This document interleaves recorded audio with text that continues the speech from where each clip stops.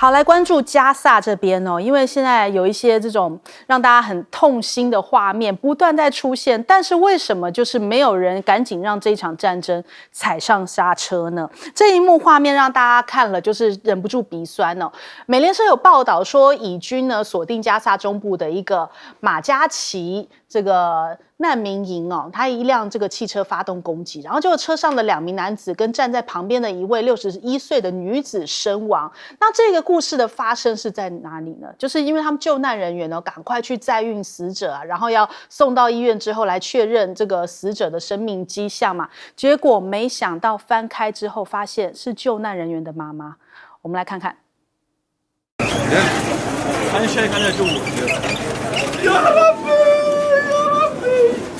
والله في عالم يا علي لا والله ما عرفتها والله ما عرفتها يا الله شو ما انا تتعامل معي يا الله عمي 看到这一幕真的很鼻酸哦，就是救难人员那时候忙着在救难的时候，还不知道眼前那竟然是自己的母亲哦，所以当他翻开来发现的时候，他是整个泪崩溃了。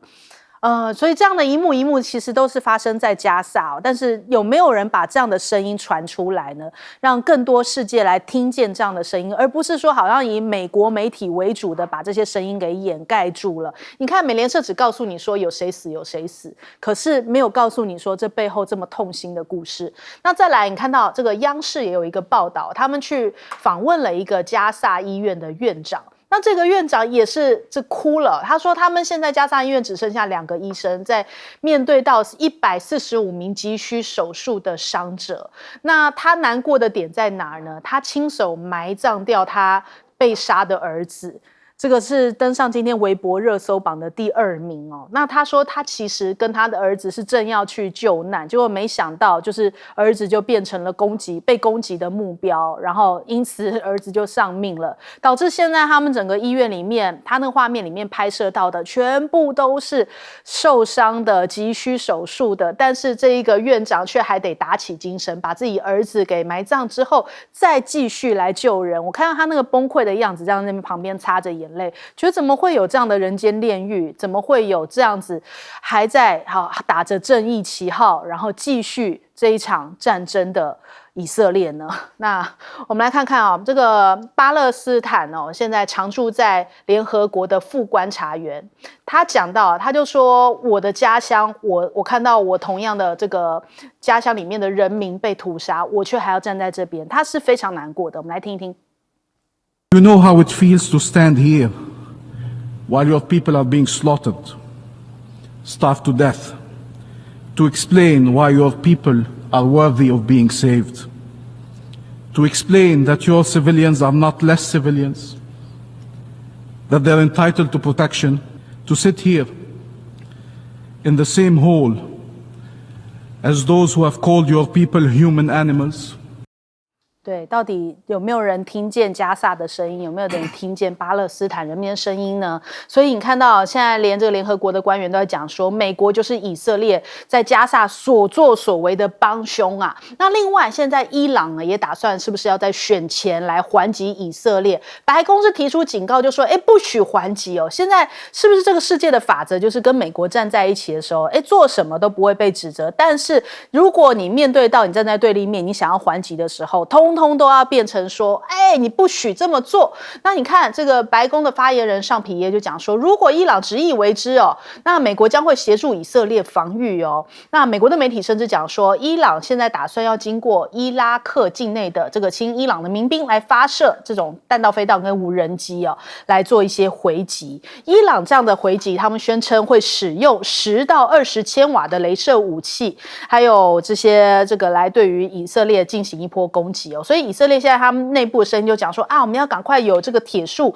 雷射防御系统啊，那希望赶快来购买，避免这个被伊朗的飞弹攻击哦。那现在连川普都跳出来讲说，他好像跟这个纳坦雅胡有秘密协议啊，就说如果他11月大选获胜的话，希望纳坦雅胡在明年1月结束战争。那不知道这个是不是能够兑现啦？因为大家真的不乐见加萨的一些无辜的人民再继续受到战争的伤害了。那么现在目前的这个美选哦倒数计时，马上11月6号就要下个星期3就要选举了，所以现在看看他们 CNN 的民调显示出来，在密西根州贺锦丽是领先的，威斯康星州贺锦丽同样也是，不过在宾州的话是势均力敌哦。但是现在川普的声量一直在上涨哦，包含了他很会操作一些议题，去麦当劳打工，或者是搭着垃圾车反讽了拜登阵营哦。那所以连马斯克现在都不断在帮他拉抬这个声势嘛，好一阵子了。他讲说他会是美国最有趣的总统。那川普现在也是叫板这贺锦丽，讲说CBS 之前我们有讲过嘛，贺锦丽的专访被人家诟病说是不是擦脂抹粉在替他塑造正面形象呢？那川普现在讲说他要去告 CBS 哦，就说你怎么好像只问好的不问坏的，所以有这样的一个好像带风向的一个意思。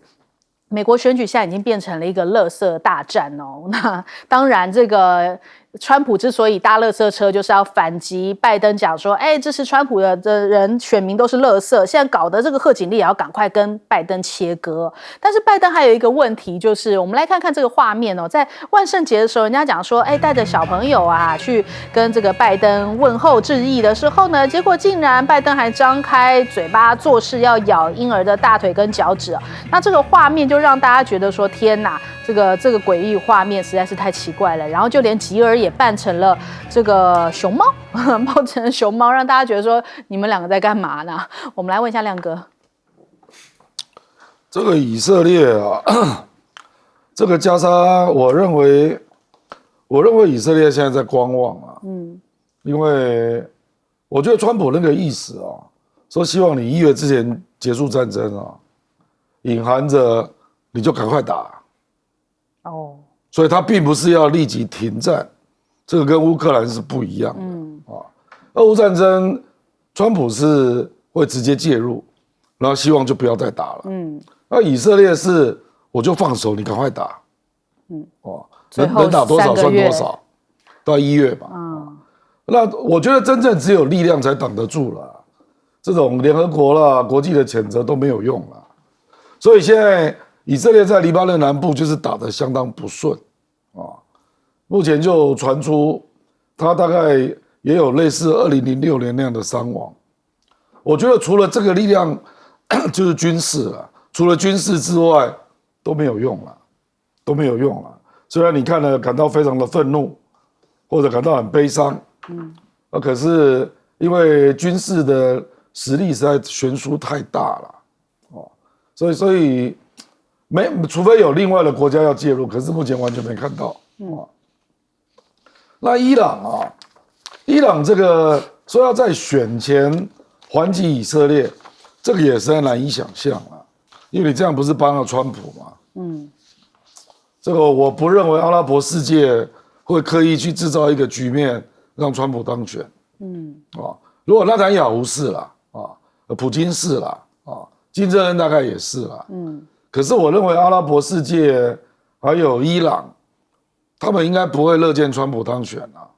因为川普就是一面倒支持以色列的人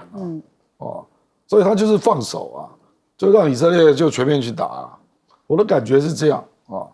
所以我难以想象说伊朗在11月5号，今天都11月2号了，说之前要来回击以色列，这个实在是我不知道他的计算是什么，这个逻辑真的蛮怪的，我无法理解啦而且你这样回击，你有达到以色列的要害吗？那如果再激起我们说那个飞弹乒乓球那对伊朗也不一定有利啊。那至于目前的很多新看到的民调我认为都是假民调啦，尤其 CNN 那个绝对不可能是真的啦，那个根本可以忽略，不要参考了。CNN 已经变成这样的地位了。好，来问一下赖老师。我觉得在联合国内因为大家都知道，唯一能够制止以色列这样的不成比例的毫无人性的这样的一个屠杀，其实在联合国，我想绝大部分的国家都已经到了这种无法忍受的边缘了就是说，你以色列你烧够了没？可以了吧？你应该停止了吧？其实连欧洲的外长都说我们已经失去人性了。我们是指欧洲人，他说我们欧洲人都已经失去人性了。我们所谓的人权是我们欧洲人的价值，但是我们把自己的人权践踏成这个样子。我们对以色列都不闻不问，我们对于加沙地区的这一些可怜的人、被屠杀的人，我们都没有主持正义感。我们都已经是把人性丢在地上了。所有发展中的国家都瞧不起我们了。现在我们到哪一个国家去，哪一天不被骂，哪一场活动不被骂，他们自己都已经觉得，你看看哪一个国家的领袖，包括马克龙，到哪里都被骂。那美国也是。但换言之，也就是他们都知道，唯一能够制止以色列这样做的就美国。可是美国就一直装睡啊，他就是不醒来，因为他的态度就是说，我不在乎，那你能对我怎么样？反正你们唯一能懂的外语，绝大部分的都是英语。那英语掌握在我手中，英语的媒体掌握在我手中。我只要把它翻来覆去，哪一天舆论方向又变了，因为你们大部分的外语只能用英文嘛，所以你们一旦翻译成为本国语文的时候，那看我怎么写，我怎么编，我怎么凹，我凹过来的就凹过来了。所以我觉得未来的舆论也会，舆论场上美国还会再把它凹过来，把黑的说成白的。我想这个是一个我们这么多年几十年来我们所看到的情况，就是都把黑的说成白的，明明去侵犯，明明是入侵阿富汗，说成是打击恐怖主义。阿富汗从来没有发动这个美国的恐怖主义的战争啊，然后是宾拉登啊、盖达组织啊，那是美国人养的宾拉登、盖达组织，美国人成立的、协助成立的宾拉登、盖达组织，把它栽赃抹黑，说是阿富汗的政府所做，你就可以知道他们把黑的都说成白的，而国际舆论都是如此。在以色列的战争、乌克兰的战争都是如此，台湾的民进党不也都是跟着美国走吗？好，那现在的情况是不可能改变过来，那怎么办？那根本无力可解嘛。那为什么会突然间这两天又传出一个新的消息？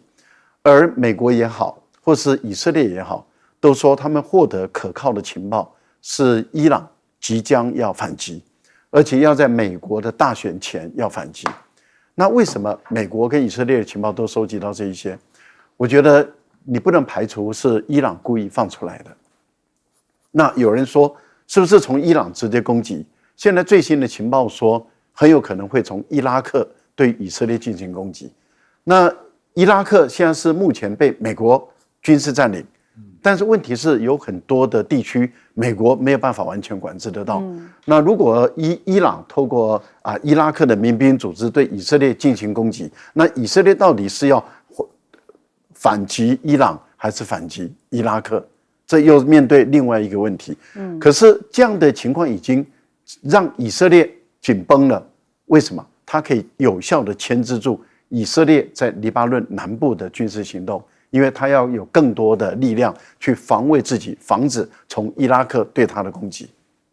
好，请教将军。这以色列在加沙的这方面的屠杀变成人类的公敌，因为这个就已经涉及到种族灭绝的人类屠杀罪了。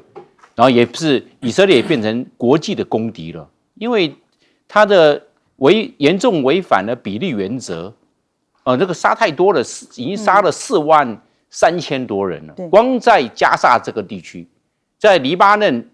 南部黎南地区还不算，光在这个地方就杀那么多，而且老弱妇孺没有差异。今天如果对的是哈马斯组织，对的是军人，那他这样杀戮的话，可能在另外一方面还有解释得通。老弱妇孺他都杀，就是这些妇女，但手无寸铁，毫无抵抗之力，结果都把他杀死了。那这个透过这个文宣一出来之后，大家对以色列大家挞伐，包含美国都要背负非常大的这方面的压力。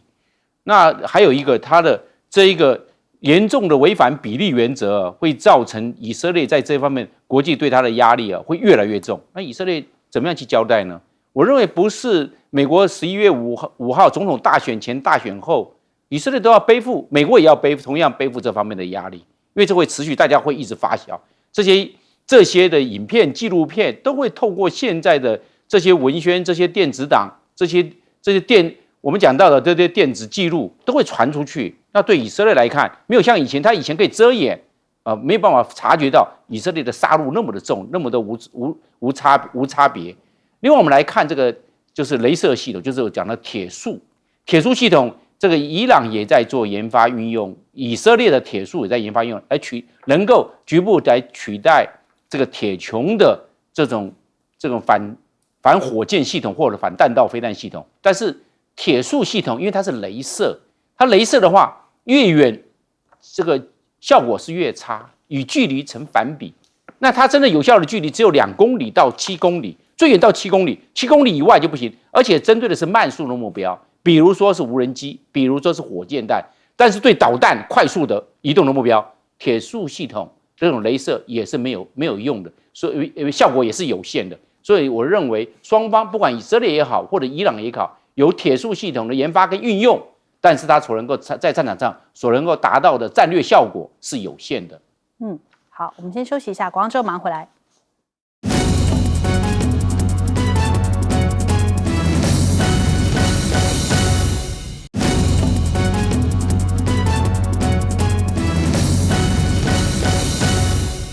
好，美国的股市我们看到道琼昨天狂跌了200点呐，然后这个科技七雄真的是变成了7只熊7只熊往下探，熊市吗？那他们讲说，其实包含了像是脸书啊、Meta 脸书啦，就母公司脸书，那这个微软那所以你看到这个7巨头几乎是全军覆没，这已经在百度的热搜榜的第1啊。那这个7巨头市值甚至蒸发了4兆元。像是苹果就跌了1.82%，英伟达、微软、Google、亚马逊、Meta、特斯拉全面下跌甚至微软创下了近2年来最大的跌幅。那我们看到这有些数据统计出来，哇，这样一天蒸发了4兆元，真的是非常大的震撼那苹果是怎么回事呢？据说它这个第3季在中国大陆的销量，好像不是很好，所以就是也让它有一波这个下滑，就是市场回跌的这样的一个股价行情那再来我们看看这个华为呢，最近任正非他有接受访问，他就讲到说，其实封闭就是会落后，华为要向美国学习开放包容。他说不管世界如何纷争理论是公开的，科学研究是没有国界的。那美国的科学技术发达，得益于开放跟包容，全球人才都到了美国去创新，美国给全世界所有国家所有公司树立了榜样，那就是必须得开放。那如果封闭起来就要落后，所以华为是要向美国学习开放性跟包容性。只是这一番话是不是讲的是以前的美国啊？但是好像明着是夸美国，但是事实上美国现在就开始采取一种不开放、不包容，甚至是卡脖子，然后制裁限制的一个措施美国是不是要赶快回到那样的一个状态，才能够变成一个就是先进创新的美国呢？那再来，任正非也讲到说，接下来华为的未来他还是保持危机意识。他说到今天我们都还不能说自己活下来，中国99%的公司是可以与美国合作的，他们没有受到制裁，他们的晶片算力也比我们高，他们能买到的东西也比我们好。在这样的条件之下，未来几年能不能生存活下去，不要看我们今天和大家欢聚一堂，以为我们有伟大的梦想，不是，我们还在挣扎当中所以他现在也讲出来，就是华为要保持一个危机感，要继续跟美国这一场，就是一家企业对上美国这样子卡脖子的一个态势。那再来，大家讲到说11月份大家最关注的就是 Mate 70要推出了，但现在还不知道时间点不过有人发布了说好像外观手机壳的样子，仔细看就说很像是 Mate 50可能是致敬 Mate 50吧，所以把闪光灯和相机放到了这个中上位置，这个辨识度比较高。Mate 70呢，它这一次最让大家期待的就是它的这个纯血鸿蒙，就是原生鸿蒙系统，目前已经有超过15000个这样的一个 apps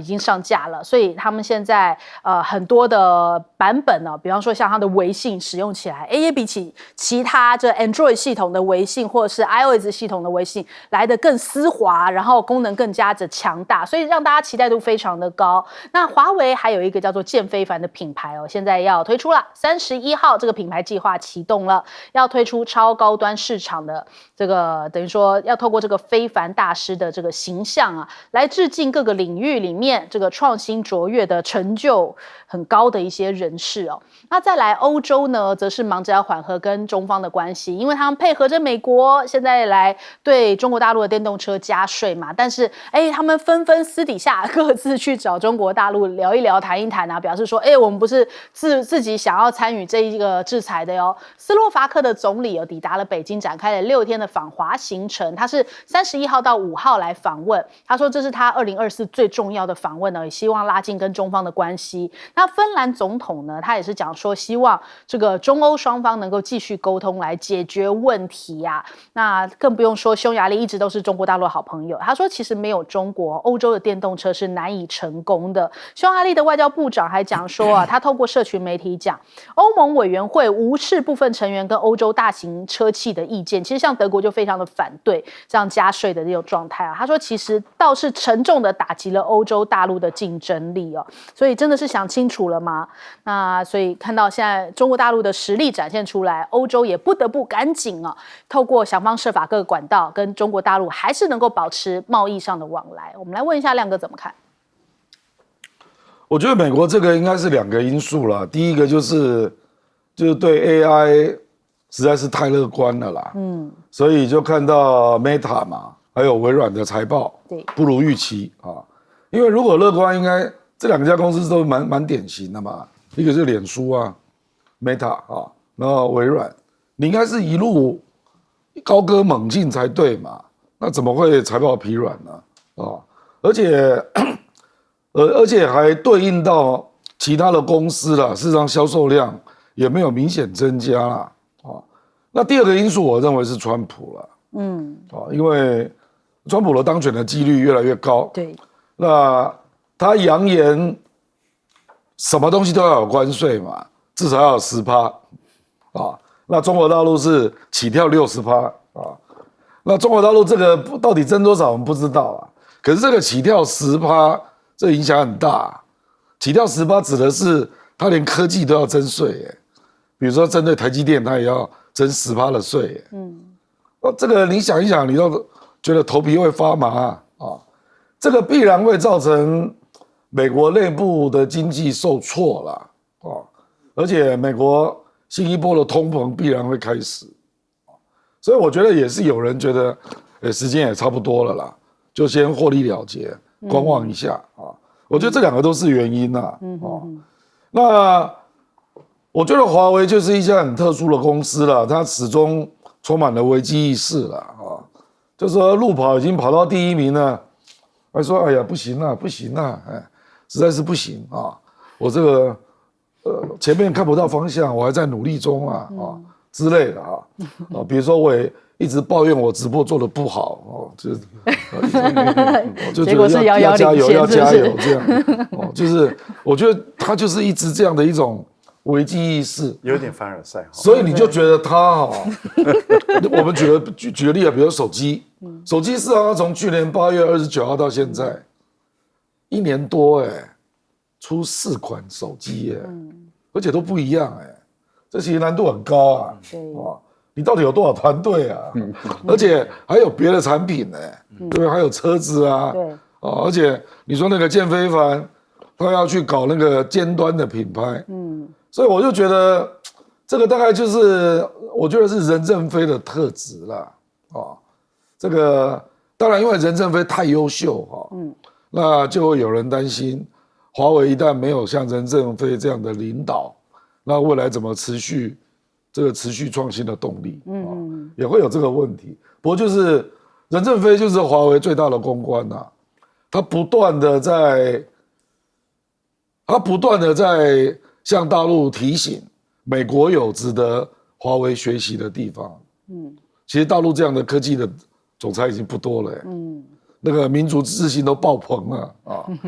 任正非已经走到最前面了，那他还是愿意客观的来看这个中美的科技的差距啊。所以我觉得这样的领导人很不容易啦，很不容易啊。这个中国大陆其实有越多这样的领导人，对自己是有好处的啦。啊，比如说比亚迪，他要去认真看特斯拉的优点啊，那这样对中国大陆的科技产品一定有好处的。好，来问赖老师。美国科技七雄财报不好，就代表产品越来越卖不动嘛。那在上一季这样子一看卖不动了，那下一季的前景如果也悲观的话，因为我们知道股市通常是反映未来啊，那对于过去啊基本上是参考。那换言之，也就是说，对于未来也是持悲观的一个态度。这样的一个情形对美国的经济是有重伤的，因为这些企业它是支撑美国经济，让美国的税收也维持很高的一个主要的一个，股市是领先指标嘛？领先指标是很重要的，因为美国已经没有多少产品可以卖了哈，美国的其他的产品其实也都一般雅物了哦，还能够维持领先的就是这几家产品了。那这几家产品如果在未来再卖不动的话，那整个美国的经济就相当的悲观了。那现在的情况，其实任正非的这个讲话是有潜台词的，也就是说，美国这几家产品啊，或者美国在过去之所以能够强大，就是因为它开放、它包容，它让世界各国的人才都能进来啊，也都能够出去，那所以它才能够一直维持强大的竞争力。可是现在美国已经不开放、不包容了，所以你已经可以预见，未来美国只会一直往下走而已，而不会往上走。除非美国哪一天他的总统突然间恍然大悟了啊，然后痛改前非，然后重新又走回开放包容，不然的话，美国只会继续往下走而已。不过任正非提醒，就是说我们啊，就是华为啊，他讲的是我们华为，我们虽然在目前啊这些不利的条件下，我们啊突破了啊，我们站稳了我们的阵地，可是还有别家的公司企业，他们可以获得很先进的晶片，所以华为如果再不奋起直追，那他们能够获得这么多优秀晶片的公司，迟早会打赢我们华为。所以我觉得他的用意就是还要再继续努力，不能够因为我们现在的胜利，我们就得意了啊！我觉得永远保持谦虚，永远保持危机意识，永远学习，永远要突破。我觉得这个就是华为的精神啊。所以就有点印证前一阵的传闻，说不许讲遥遥领先这个对，词，不可以再讲了，要有这个危机感，对，要有危机感，保持进步。来问一下将军，美国面对这个现在跟未来的国际市场啊，它是由这个要靠封闭来保护自己，应该是以前它是很有自信开放竞争，那现在没有了，它要开始封闭保护自己，小院高墙来关税保护，那这样的话。换成越保护，美国的竞争力会越弱，因为你只要保护的话，成长的空间、成长的动力、驱动力都少了，因为有保护啦，那就没有关系了，变成这个状况。所以美国这个结构性的问题要去解决。它以前的时候，美国是独占市场，你看他们以后卖什么东西，独占市场，甚再差一点变成寡占市场，美国几家就把它分掉了。现在不是了嘞，现在是多元竞争呢，大家来瓜分这个国际市场啊，那这样的美国的优势没有了，美国怎么去翻身？所以他现在那是不是要变成吃老本？那吃老本吃到最后面变成透支。你看他每一年都是贸易赤字，一直年贸易赤字，年从外面买的多，卖出去的少。你这样贸易赤字久了之后，就形成自己完全要靠外面的，因为里面东西贵，里面东西不符成本，买外面的便宜，一直倚在外面，这个有点吃鸦片，会一直依赖外面，那自己的竞争力就衰退了。那就算是有关税，那只是保护意识，因为有了关税的保护，把关税调高来做对自己的内部的这些产品比较相对的便宜做保护，但是这个只是一时性啊，因为外面一直在进步啊，因为外面为了关税让这个做抵免，外面的东西卖的比便宜，它更有效率，那更有效率之后，那更有竞争力，那美国在这一方面更没有竞争力了，所以我倒认为美国的这种结构性的问题、系统性的问题，它要把这种进口替代，看看能不能马上减轻，不要一直进口替代，进口的太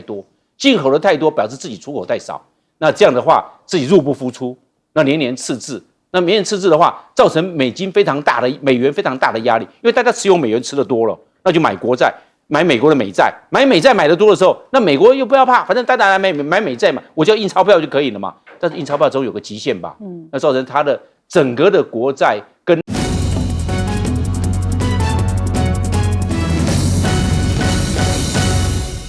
欢迎收看《新闻大白话》，我是主持人翟轩，马上欢迎一下这个阶段加入我们讨论来宾，耶鲁政治学博士郭正亮，大家平安。国际事务专家赖岳谦，主持人好，观众朋友大家好，还有前空军副司令张延廷。主持人好，大家好。好，昨天一个震撼的画面呢，是中国大陆释放出来，从央视来播放的这段画面，这是双航母哦，辽宁、山东双航母首次编队的演练。那包含了舰载机凌空飞跃，各种护卫舰哦，也是这样子排列出一个阵型哦，让大家看出来，哇，这个画面其实非常的不容易啊，10余艘的船舰，还有2艘的航母领航前行。那除此之外呢，我们还看到在空中哦，同样也是有这一个这些战机啊，也是同样的这样随行哦，所以展现出来这个大国气势，以及这一个对美国展示一下现在中国大陆的军力哦。那所以当然美国也感受到了这一次呢，其实辽宁舰哦，就是在结束了2024联合利剑 B 之后呢，他们说已经宣布完成年度的远航实战化的训练。那训练期间呢，编队转战了黄海、南海还有东海多个海域来展开实战背景下多个科目的综合演练。那在南海的某个海域呢，辽宁舰跟山东舰首次展开了我们刚刚看到那个画面，双航母的编队演练锤炼提升这个航母编队以及它这个体系作战能力啊。其实前一阵子我们就看到这双航母就停在三亚嘛，可能就是在三亚之后呢，就展开了这一场的这个双航母的演训。那再来我们看到，因为这个辽宁舰重返了西太平洋，现在美国很紧张啊。那辽宁舰呢，它通过了巴士海峡进入到西太平洋，这是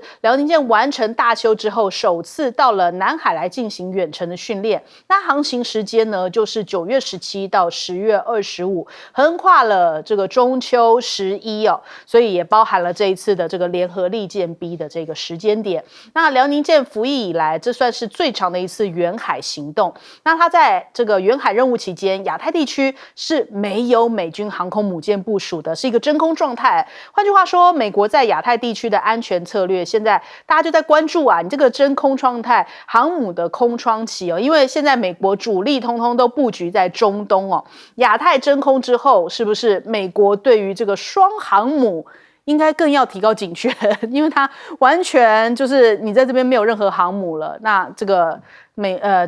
中方就是给你看看这个现在双航母的这个编队演练，也引发了美军的紧张，现在要紧急增兵来掌握紧张的局势哦。那再来看到解放军的运9无人机也出现在日本冲绳附近的海域这边。这是日本防卫省哦，在10月28号公布的一些新的这个动态。那他是说有发现到解放军2架运9的飞机哦，以及这个1架无人机飞过了琉球，也就是冲绳、宫古岛之间的海域上空。那这个也代表说，现在中国大陆的这个布局啊，现在面向是更广的。日本也是在它的这个布局范围之内。那还有呢，这个美国不是在进行一个大国战争的一个军演吗？在10月份的时候，在夏威夷举行哦。那纽时就讲这我们昨天看到的消息是说这个美国呢陆军正在为了跟中国大陆可能爆发的冲突来准备以及转型哦，要更快速的部署到亚洲。但是拉垮的是什么？是后半段哦，就是竟然空降的成功率只有57%。就我们昨天只有看到前半段讯息，那后半段讯息他就讲说这个军演凸显出非常大的问题哦。就在10月7号的时候，这些伞兵从空中跳下来，然后只有492人成功抵达。根据德国之声的计算，空降的成功率只有57%哦。那其他没有成功的是怎么样呢？就是有一些是提前降落，或者是落地之后扭伤脚踝，或是头部受伤哦。甚至还有一个19岁的士兵，他降落伞没有开，直接高速坠落，导致脊椎受伤。所以这个状况百出哦。那再来看到了美国的空军，他们这个商业内幕有报道。美国的国防部督察长办公室根据国防部热线上接到的检举这个举报发现这个状况就开始审查。那发现到说，空军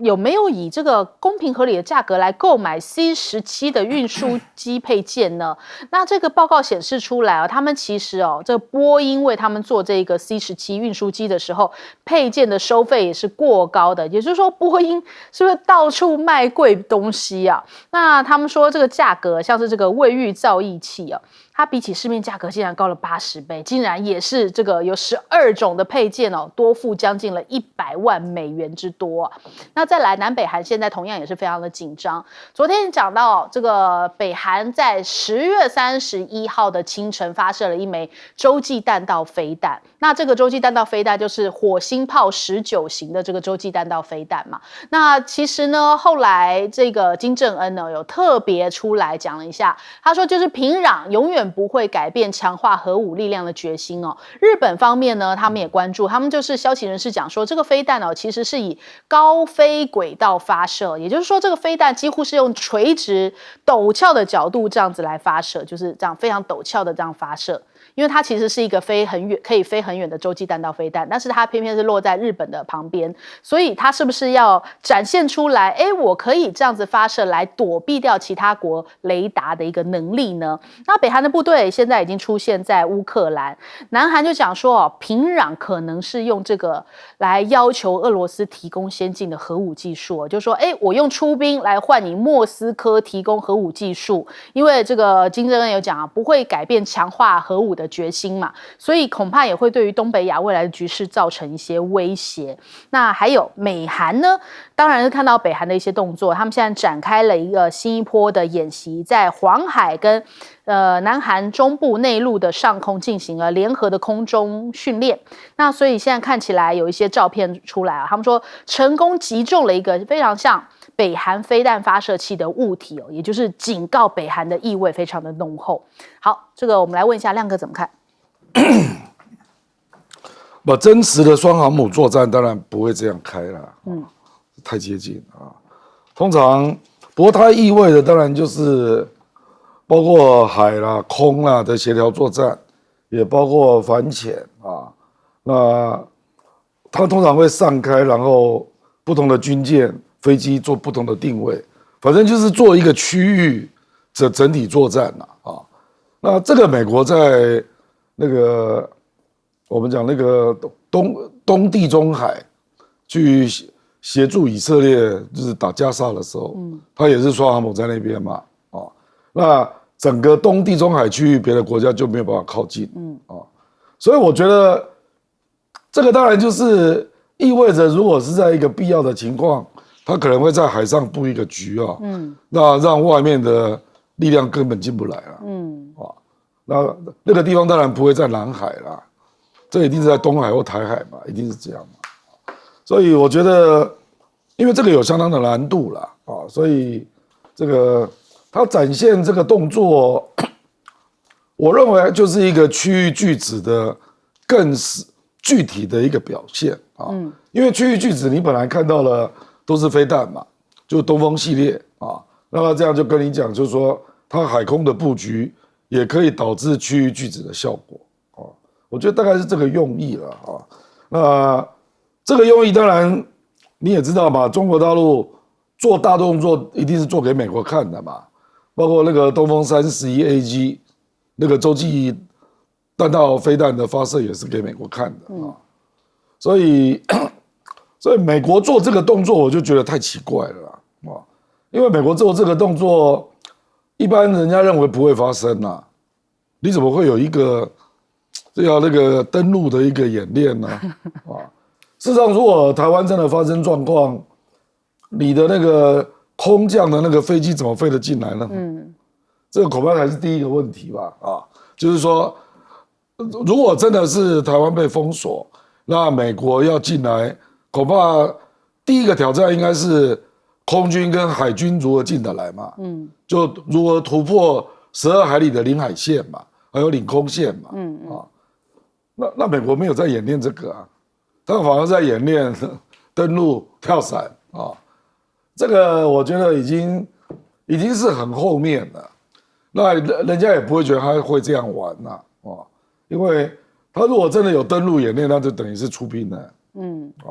所以我觉得我真的不知道美国做这个动作是要干嘛啊？因为在亚洲，我们实在想象不出它有登陆的可能性啊！因为美国目前的作战方式，你可以从伊拉克啦或者其他地方啊，你可以看到它一定要完全确认风险很低的时候，它才会出动地面部队。所以通常都是海军、还有空军、还有导弹先做攻击，然后才会有后续的动作。所以我觉得做这个演练，距离实际状况实在太远了啦。可是中国大陆那个演练，给人家感觉就是会发生的事情，就基本上是区域拒止，从导弹的威慑，现在进一步到海空军的实际的威慑，那造成的效果，我认为都是一样的。好，来问一下赖老师。大陆这一次在南海展现双航母的编队飞行，这是高技术、高难度的一个动作啊。不只是指挥协调啊，还有就是所有的操作技术，那都是高阶的高级版啊。在全世界目前只有2个国家做得到，一个就是美国，一个就是大陆。所以大陆这一次的展现啊，其实对于所有的欧盟或是对于东盟的这些国家，都会有相当大的震慑力、威慑力。换言之，也就是说，今天辽宁号航母已经可以远到南海的一个地区，那么出这个西太平洋，其实它就预示的啊，就是如果澳大利亚跟纽西兰有事没事啊，再到这个台湾海峡来绕的话，那未来中国的辽宁号航母在它的补给舰的支援下，很有可能啊，在可见的将来，那就会进入澳大利亚跟纽西兰的海域，在这个地方啊来绕去啊，就是你到我家来，我到你家去，但是你到我家来的是小船，我到你家去的是航母啊，跟航母战斗群啊，然后所有未来中国的这个舰载机也会在这个澳大利亚跟纽西兰的周边来展现一下它的肌肉啊，然后炫威一下啊这些侨胞，所以未来搞不好侨胞啊在海上啊这个划船的时候可以看到啊中国的辽宁号航母，跟他打个招呼啊，大家都很欢乐啊，因为你澳大利亚跟纽西兰的这个船喜欢到啊这个台湾海峡来，我想未来那你也可能要迎接辽宁号航母战斗群的到访，这个是很有可能会发生的事。另外，这个美国跟日本的2年1度啊最大规模的演习，今天要结束了，11月1号。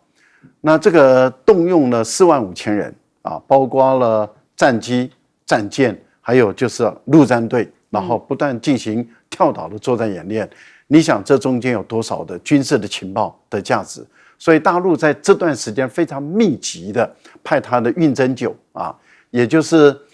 运9的电子侦察机，在这个海域啊空域不断的在这个地方穿梭，那收集到相当可观的这些军事的有价值的这些数据啊，因为当美军跟日军在这个岛屿穿梭的时候，要联络、要指挥、要协调，那都必须要把它的雷达、它的这个通讯系统等等的操作的方式，那你想想看，这个有多少的讯息可以拍啊，可以收集啊，这个简直是啊送上来的礼物。大陆当然怎么可能缺席呢？所以你会看到在这段时间，大陆的无人机也好，或者是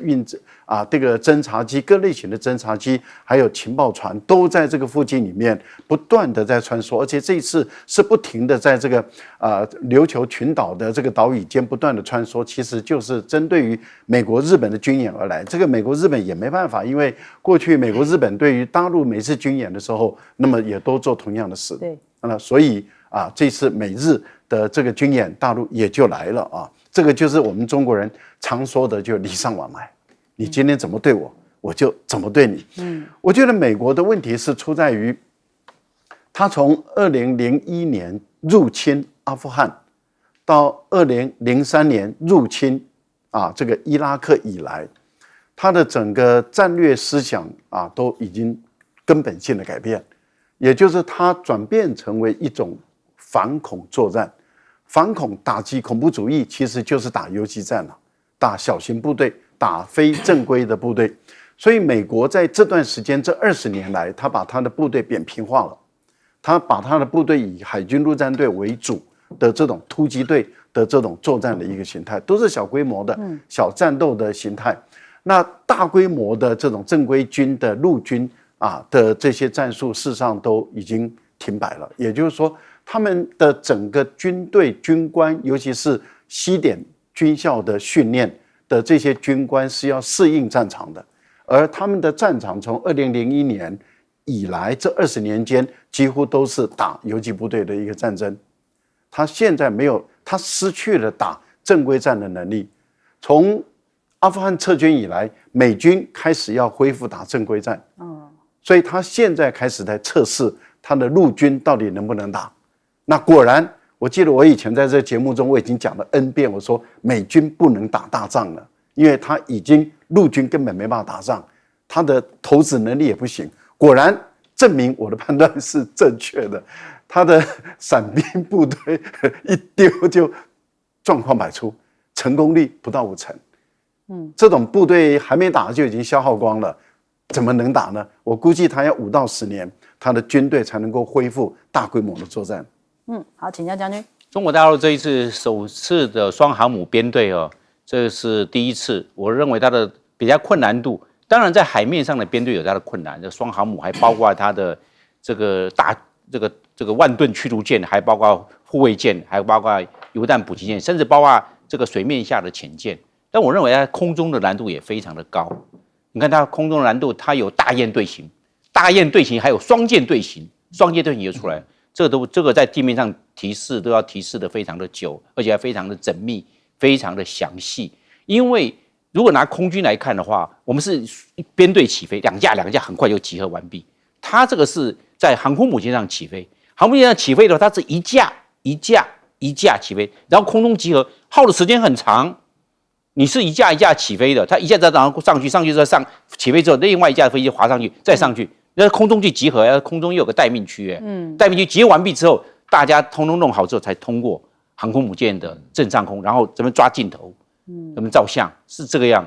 那它这个是，而且它不是电磁弹射，两个都是滑跳起飞，滑跳起飞的速度慢，而且能够12架能够执行完毕，而且这个辽宁号6架。山东号6架之后在空中做一个大编队12架，